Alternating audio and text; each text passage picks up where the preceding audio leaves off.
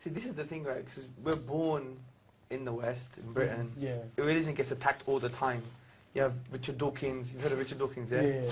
Yeah, I call him Richard Dawkins, yeah? He's a bit of a crazy guy trying to, like, attack religions and blame everything on religions and stuff, and there's no proof for God. Yeah. Let me address two things here. First and foremost, we are brought up thinking that everything that we must verify has to be touch and feel. Yeah. But let me tell you something.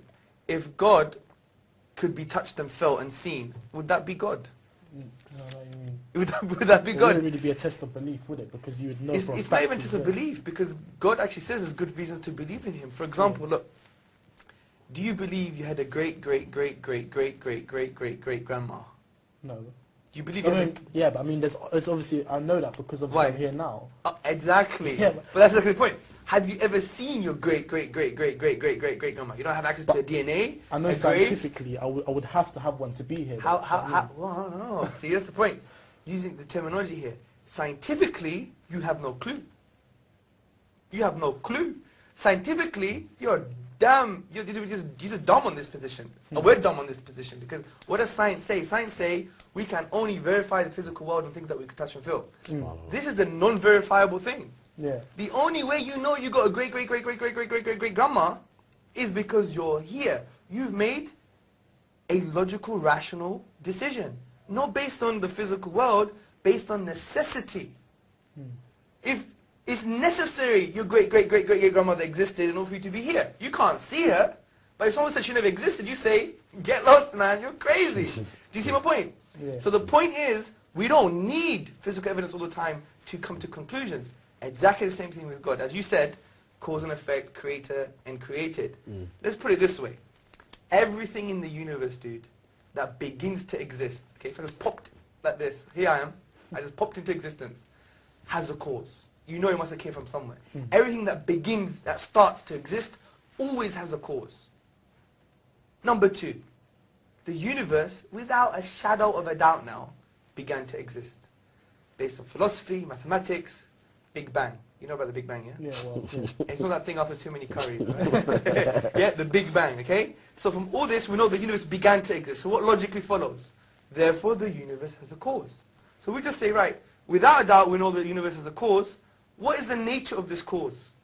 Well, if you create the universe, it can't be part of the universe. Because if it's part of the universe, then that would mean the universe existed and didn't exist at the same time. Madness. Does that make sense? No. That's just crazy. Madness. Can Abu Bakr exist and not exist at the same time? Don't make no Although we sense. may want him not to exist, because he talks a lot, yeah? Yeah, I'm kidding. So there's that. It must be one, because they're knocking on the door. We don't assume there's Manchester United football team behind the door, right? We say it's one person, isn't it, yeah? It's the most logical explanation. We know it must be all-powerful. He didn't create a grain of sand, he created the whole universe, right? Yeah. And we know it must be uncreated. Because some people say, well, who created God? It must be uncreated. Why? Don't know why. But let me give you an example. Say I want to shoot you, yeah? Yeah. Good style like this, yeah? Yeah? Hackney style. But before I could shoot, I have to ask Abu Bakr for permission. Abu Bakr, can I shoot the geezer? He says, wait, I need to ask someone behind me to shoot.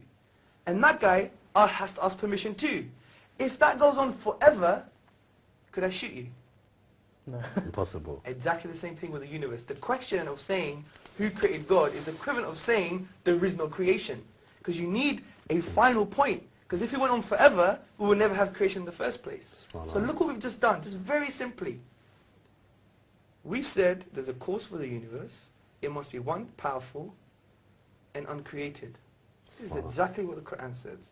قُلْ هُوَ اللَّهُ أَحَدٌ اللَّهُ الصَّمَدُ لَمْ يَلِدْ وَلَمْ يُولَدْ وَلَمْ يَكُنْ لَهُ كُفُوًا أَحَدٌ.